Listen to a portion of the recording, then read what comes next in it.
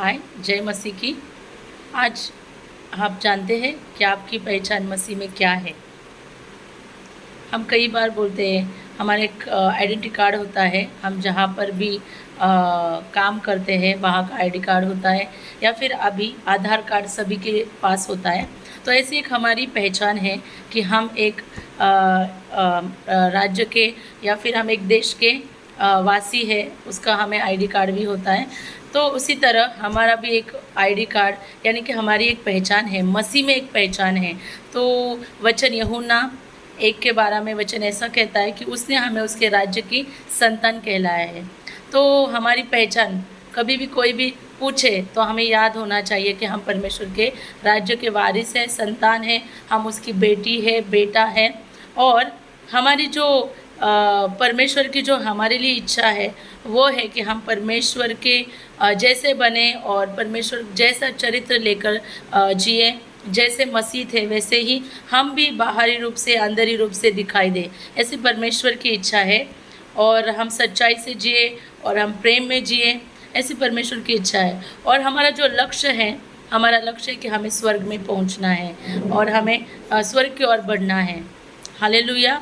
तो कई बार हम हमारे लक्ष्य की ओर नहीं जाते हैं और हम हमेशा हमारी तकलीफ़ों में फंसते हैं। हम हमारी जो इच्छा शक्ति है उसको बढ़ाते हैं, जैसे कि मुझे मेरा एक जीवन में नाम होना चाहिए और मुझे अच्छा पैसा कमाना है, या फिर मेरा शादी जीवन अच्छा होना चाहिए, हमारे बच्चे ऐसे होने चाहिए, उनका फ्यूचर ऐसा होना चाहिए। इस चीज़ों में हम इतने फंस जाते हैं, हम इतना सोचते हैं कि वही हमारा जो उद्देश्य है वही हमारा उद्देश्य बन जाता है और हम हमारे स्वर्ग का उद्देश्य भूल जाते हैं कि हमारा राज्य है, हम उसके वासी हैं और हमें उस राज्य में जाना है। हम ये उद्देश्य भूल जाते हैं और उसकी वजह से हम कई सारी जो गलत इच्छा है उसके अधीन हो जाते हैं। और क्या होता है, एक दिन ऐसा हो जाता है कि हम हमारे जीवन में उस इच्छा शक्ति के द्वारा परमेश्वर के राज्य से अलग हो जाते हैं।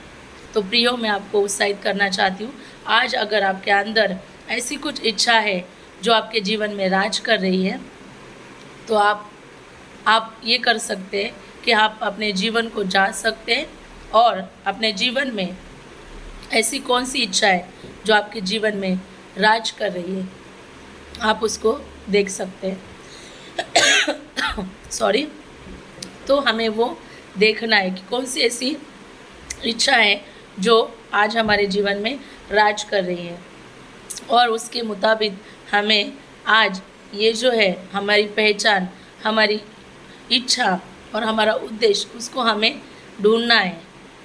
अगर हम परमेश्वर की इच्छा के अनुसार चल रहे, उसकी उद्देश्य के अनुसार चल रहे और हमारी पहचान हम भूल नहीं रहे, तो हम सही दिशा में जा रहे प्यारों।